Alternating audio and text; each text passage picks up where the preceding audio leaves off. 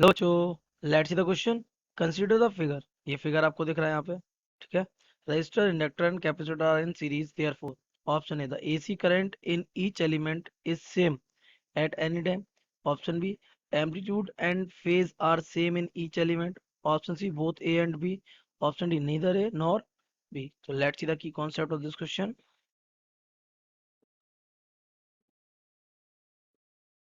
The key concept of this question is बेटा कि हमारे सर्किट में लगा क्या है, एक आर भी है, एक सी भी है और एक इंडक्टर भी है, सिंपली, है ना। और यहाँ हमने लगाया क्या, एक एसी सोर्स लगा दिया। पॉइंट इज दिस, क्या करंट सब में सेम होगा? तो आपने इसके लिए बेटा फेजर डायग्राम बनाया था। आपको मालूम है ये आर है, ये एल है और ये क्या है, सॉरी ये सी है और ये एल है। इसका जो वोल्टेज था, इसका करंट भी इधर ही था, इसका करंट भी इधर ही था और इसका करंट भी इधर ही था। लेकिन इसका जो वोल्टेज था वो भी इधर ही था, ये वी था, वी आर, और ये करंट था। इसका ये करंट इधर था और इसका वी सी किधर था, इधर था। This is V C, this is I. इसका ये करंट था और ये वोल्टेज था, है ना। तो ये रिलेशन बना था। ये फेज डिफरेंसेस थे, ये पाई बाई टू था, ये भी कितना था, पाई बाई टू। इनका जो फेजर डायग्राम आपने बनाया था याद करिए।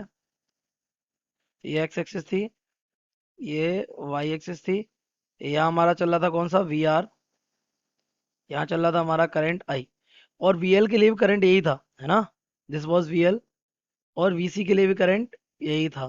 तो सबके लिए करंट की वैल्यू कैसी रहती है, सेम। वीआर के लिए भी आई, वीएल के लिए भी आई और वीसी के लिए भी क्या, आई। तो ये जो ऑप्शन आपका है, क्या AC current in each element is same at any time, this is the correct option.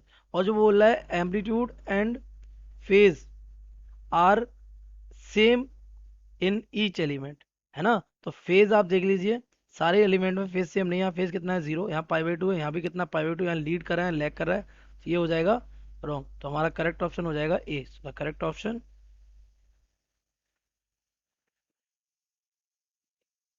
A. I hope you have understood it well. Best of luck.